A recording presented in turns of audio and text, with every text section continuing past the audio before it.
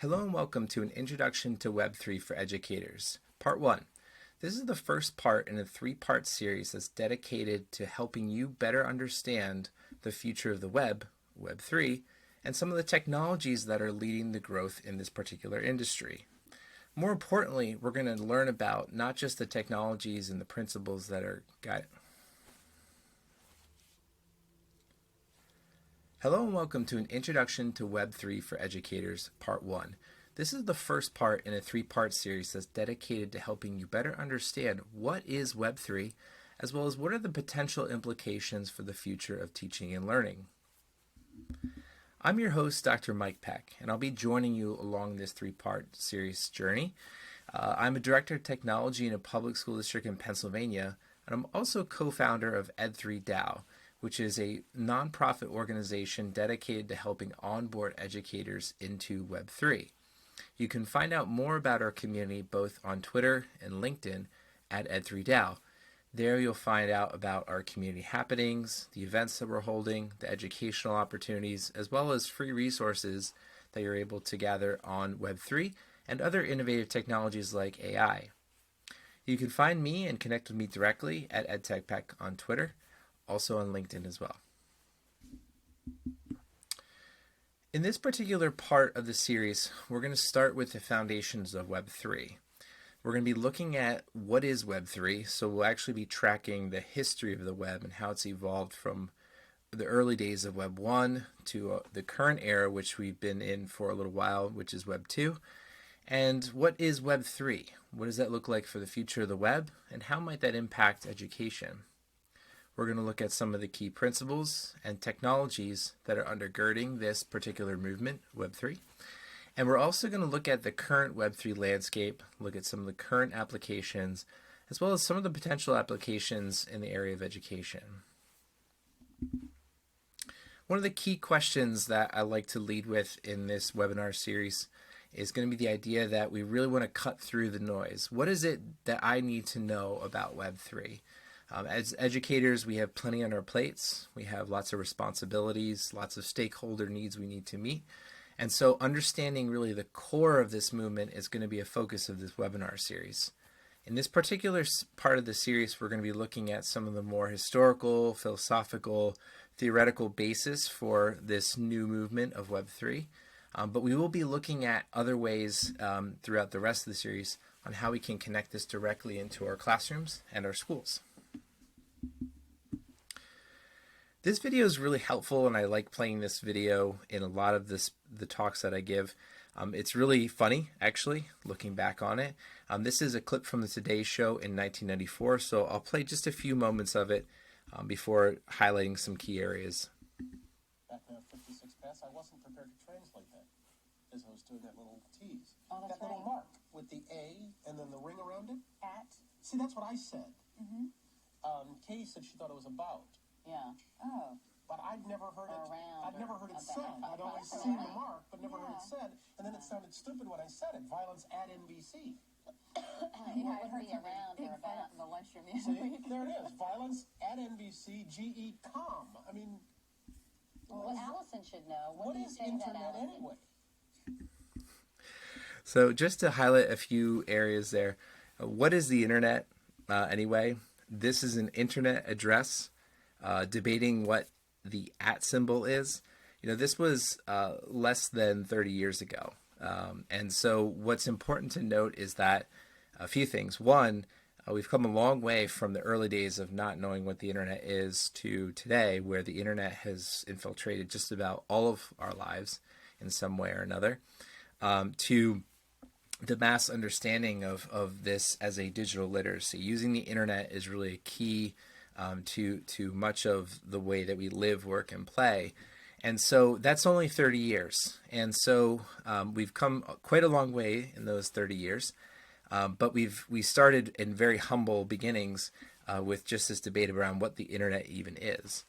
And so it's important to note that this change is happening very quickly, and it's important for us to understand how these changes impact the world around us, but then also impact teaching and learning. So let's jump into a little bit of a history of Web3, history of the web. So there's really been three main eras of the web: Web 1, Web 2, and Web 3. Now, I'm going to dive into each one of these parts, but it's important to kind of see the continuum of the evolution of the web from the very early days. So going back into the 90s and the early 2000s, we have Web 1. We moved into the Web 2 era in the mid 2000s, late 2000s, where we started to see the emergence of things like social media sites, different wikis, those kinds of things. And we're now sort of teetering between Web 2 and Web 3, where we're starting to see Web 3 type applications where the activities are decentralized, meaning they're not owned by any intermediaries like Google or Facebook or Apple. And so we're still kind of in between eras at this point in time, but we've gone a long way in those 30 years, and we're going to take a look at each one of these different parts of the history of the web shortly. So we'll start with Web 1. For those of you who are around for the very early days of the web, the pictures on the right-hand side will probably be very familiar, whether it was Ask Jeeves or AOL.com or AOL, which is AIM is what we're looking at there. Web 1 was pretty limited in terms of its capability. We had basic communication through email, instant messaging, but most sites were really static. They were designed for consumption. You go to a website, you get the news, you get research, or just some kind of basic information. There really wasn't a lot that you as an individual could contribute. And so under Web 1, you'll see it says read, which was the primary sort of way that we interacted with the web during this era. As we make our way into Web 2, we start to see a shift in the way that web is designed. So this shift is now allowing people to not just read what's happening on websites, but also then write to them. Some of the pictures you'll see on the right will look familiar, things like Facebook, Instagram. If you're around in the early 2000s and you remember spending time on the web, MySpace was sort of a predecessor to both Facebook and Instagram. All these sites are allowing us to not just read what's on them, but also now contribute to them. You have content curation and creation is now commonplace. Things like YouTube and not just Instagram, but TikToks. You have video, you have podcasting, you have blogging, wikis, of course, social media. Online payments has been a big advancement during this particular era. And even things like gaming have become commonplace. And so we've gone from an era where the web was really designed for something that you consume content from to now a place where you can consume content and actually create and share that content with the world. So let's look at Web 3. So Web 3 is really a shift towards ownership. So we have the ability to read, we have the ability to write and create content, and we now have the ability to own that content. One of the things that will stand out if we look at the last or this current generation of the web that we're in Web 2 is that we have these massive technology giants, things like Amazon, Google, Apple, Facebook, and a lot of that data that we place in those particular sites we don't really own. If Instagram decided to take your account down tomorrow, you really wouldn't have much say in that. If you decide you want to move your Facebook information into your Twitter account, you can't do that. The data is owned by Facebook or owned by Twitter.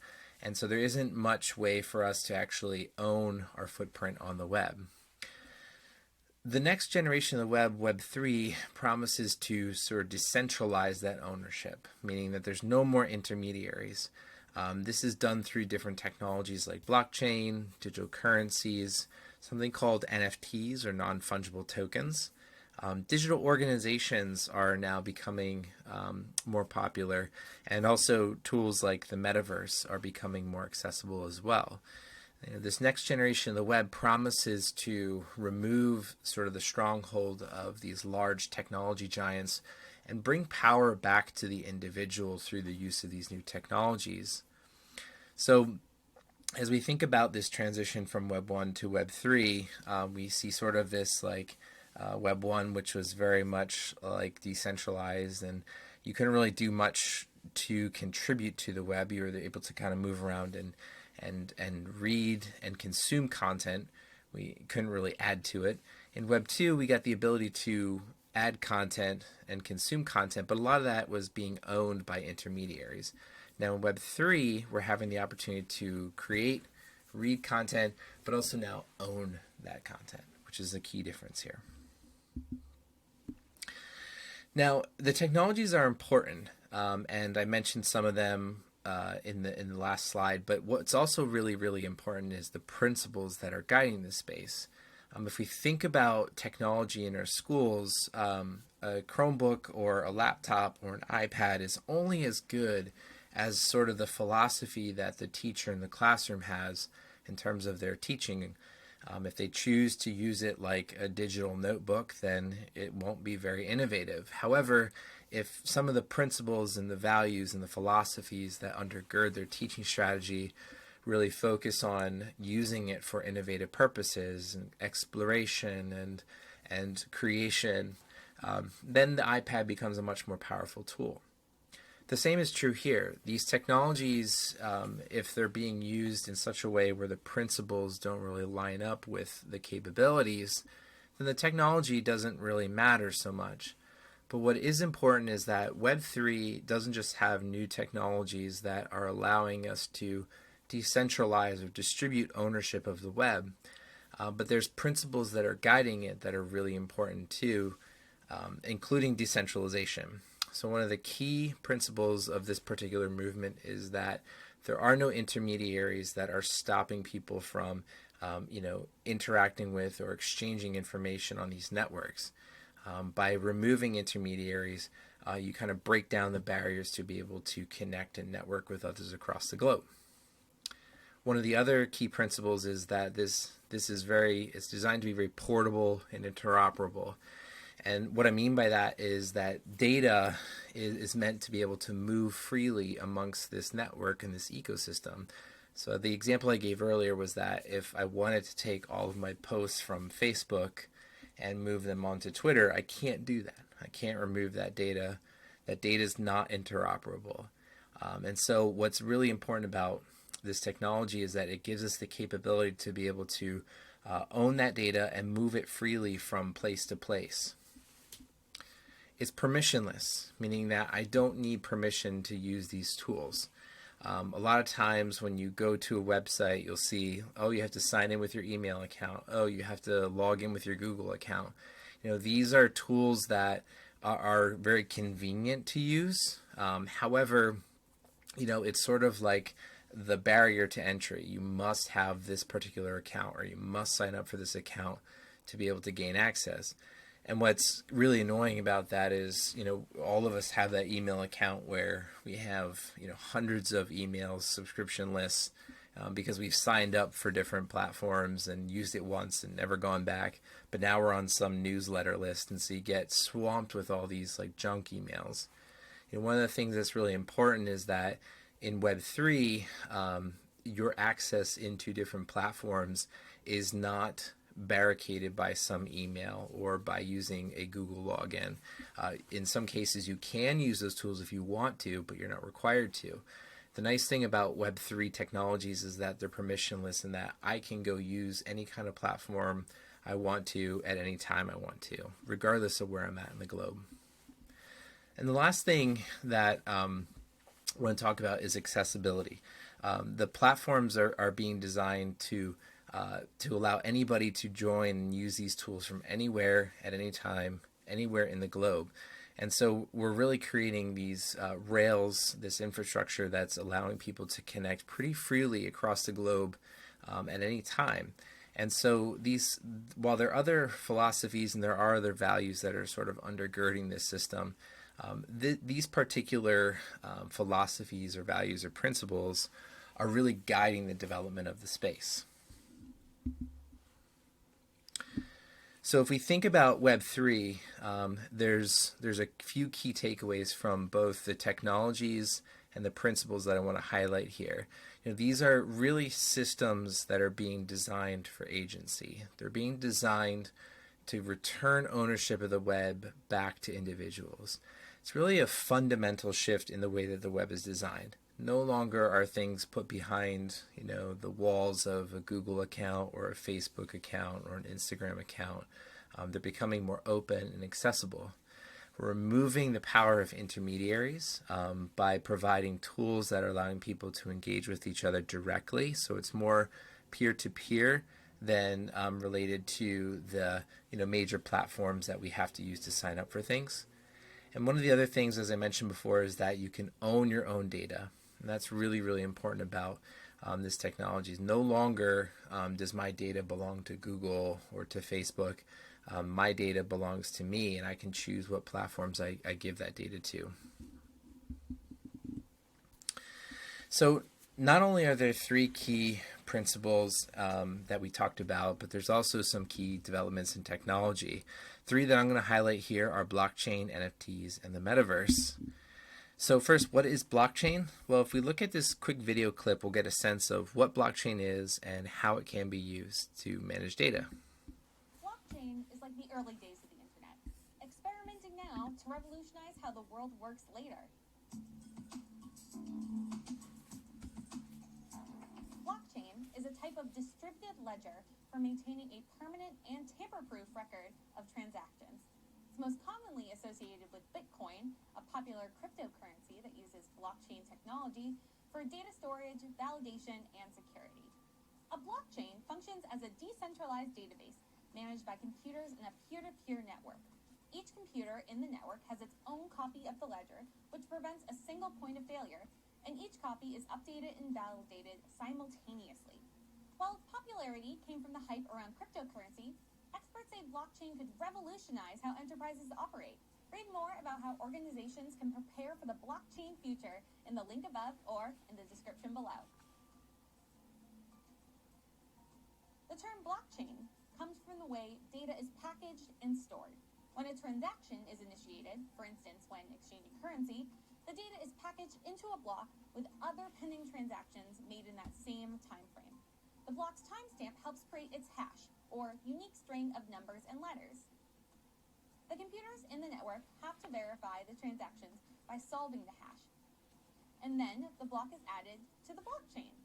Each subsequent block in the previous ledger uses the previous block's hash to calculate its own hash, hence the chain. Security is considered one of the most significant advantages of this technology. It's almost impossible to corrupt a blockchain because the information is continually validated by thousands, even millions of computers. What do you think? Is investing in blockchain infrastructure on your company's horizon? Share your thoughts in the comments below and be sure to hit that like button.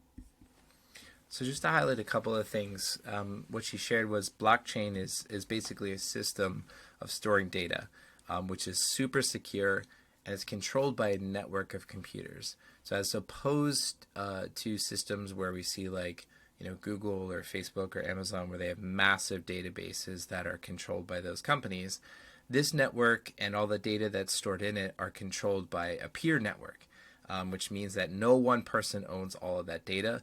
No one person can go in and change that data. And so these particular types of data structures are very useful for when we're talking about peer-to-peer interactions. So as she mentioned, just to kind of highlight a few things, data storage, validation, security is the primary purpose of a blockchain. They are distributed or decentralized, meaning the ownership is amongst many, not just a small group. They're tamper-proof and transparent, and it's really designed as a peer-to-peer network. The data is packaged into blocks, and those blocks are linked by cryptography, which is a super secure form of technology where the blocks are attached in a chain through the solving of really complex mathematics equations. So blockchain is like I said, is a really complex way of storing data, but it happens to be very secure and transparent so that peer-to-peer networks can operate seamlessly. One of the next technologies that I want to highlight is NFTs, and you may have heard about NFTs over the last couple of years. There was quite a hype cycle around them, and these are examples of NFTs that I currently own. But some of these NFTs, you can see they're all different.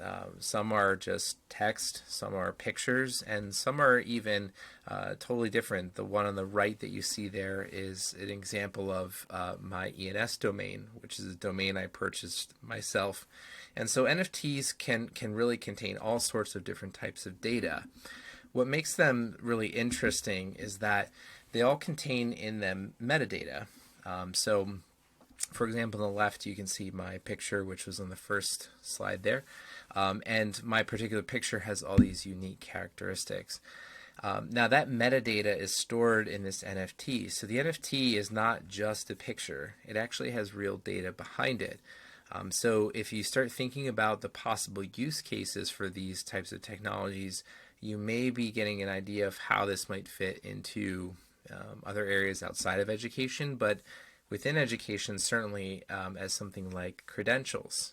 You may remember digital badges over the last 10 years or so.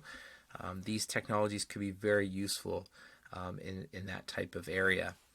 Other NFTs which I put on here in the center, this is actually my Lens handle. So this is a Web3 social media platform where I have my very small community of followers, as you can see. This is from a little while ago, but the idea is that this particular profile, I can take it and plug it into all sorts of different social media sites, and my followers can maintain connection to me regardless of the social media site I go to. You can kind of think of it as if like you have a single account which you can plug into Facebook, or you can plug it into Twitter or Instagram, and all your followers are able to stay in touch with you on any platform you use. The last one on the right hand side is just a little GIF. This is just a quick video that's attached to the NFT. Again, it has unique traits and metadata that are behind it, but I wanted to show you this only because you can have other things like video that are in NFTs. A really popular use case for this technology is in the music industry, which we'll get into that a little bit later. Last but not least, we have the metaverse on the left. You probably have heard of the metaverse in reference to Meta's metaverse. That would be one possible example. I would call it more a non-example. Because this is not really an open, accessible platform. On the right-hand side, you can see some examples of the metaverse, where we have different platforms like Sandbox in the upper right-hand corner. We also have other platforms which you can see on the left-hand side here, more towards the center. This was actually the Metaverse conference that we held for Ed3 DAO back in November of last year. And then you could also see on the bottom right, we have Roblox down there. I believe that's Roblox. Or no, I'm sorry, that's Sandbox. But yeah, with the metaverse, we're talking about platforms that can both be in the 2D and 3D world. But these platforms are allowing us to have immersive learning experiences. The technology for these types of platforms is becoming increasingly more accessible. Everything from like the eyewear, or the face mask, which you see on the left-hand side, to the generation of these spaces. AI is going to be a major player in metaverse development because of its capability to make spaces so quickly. So just to take a look at how some of these technologies are beginning to actually show up in the real world, we'll say I have some pictures here for you. So working my way kind of clockwise, I'll start with the upper left where you have Meta. So Instagram has moved to allow users to actually sell NFTs in Instagram. So as a creator in Instagram, you don't really have a lot of opportunity to make money off the platform unless you have, signed deals or, a large number of followers. By allowing creators in Instagram to sell NFTs, you're essentially able to earn some type of royalty or earn some type of profit from selling the pictures you post on there. So this is a really big deal for those who might be, say, photographers or posting their music on Instagram or what have you, that their ability to now remove the sort of roadblock of Instagram saying you can't make money because, to allowing them to actually create and make money on the platform more directly. Another really great example, NFTs being used as tickets. So there's been a lot of discussion and some implementation of use of NFTs as ticketing systems. Several conferences, particularly in the Web3 world, are using NFTs as a means of providing access to events. Because these tickets can be transferable, they can be validated and verified. You have no chance of scamming in terms of falsifying tickets. You also are able to use the tickets over and over again too in some cases. So it's a really simple, straightforward application of the technology, which is helping remove some of the challenges of dealing with ticket scalpers. Last but not least, in the bottom center, we have Starbucks. They have launched their Odyssey program, which is a program to allow users who get Starbucks rewards to claim those rewards as NFTs. And so the rewards, whether they're trips or experiences, those NFTs actually belong to the person who gets them. And once you get the reward, you can choose to use it. You can actually also choose to sell it because it is your NFT. You're actually able to kind of control what that NFT does or doesn't do. One of the interesting use cases in education, and we'll dive into some examples a little bit later on in the next part of this series, but some of the areas that I want to get you to start thinking about is areas where we might see this pop up in education include credentialing. We can actually already see examples of that happening, and in the next part of this series we will talk about those. The next generation of learning platforms are already being built, ones that are allowing learners to access from anywhere in the world. We're already seeing a decentralization of the education process pretty broadly. If you think about the ability to take a course from Coursera or Skillshare or Masterclass, it's not just that learning is going to happen in a classroom or in a university. You're able to access learning pretty much anytime, anywhere. And so a lot of these platforms, some of the platforms that are being developed in the Web3 ecosystem are focusing purely on educational opportunities. Last but not least, as I mentioned, creators. The ability for creators to become more directly in tune with their communities or engage with their communities is going to be a really powerful thing for the future of creation of content and media. So we'll talk a little bit more about that in the next series as well. So just to recap some of the things that we talked about in this part of the series. First of all, we defined what Web3 is. It's a next generation of the internet that's really focusing on decentralization and user ownership, as well as enhanced security. We talked about some of the key concepts and terminologies. We talked about Web3 terms like blockchain and decentralization, along with the core principles that are driving the space. Last but not least, we looked at Web3 in both the educational landscape and more so on the outside of it. We talked about some of the new use cases and in particular some of those use cases around credentialing. So that's going to wrap up this particular part of the series. This is part 1. The next 2 parts will be diving into other aspects of Web3. But if you wish to continue your learning, I wanted to certainly drop a line for Ed3DAO. Our community is open and accessible to anyone who wants to join. There's no cost. It's free to join, and you're joining educators from across the world learning about innovative technologies like Web3 and also AI. You can check us out at ed3dao.com and check out our social media sites as well. Thanks for stopping by on part 1 of this 3-part series. I look forward to seeing you on the next one.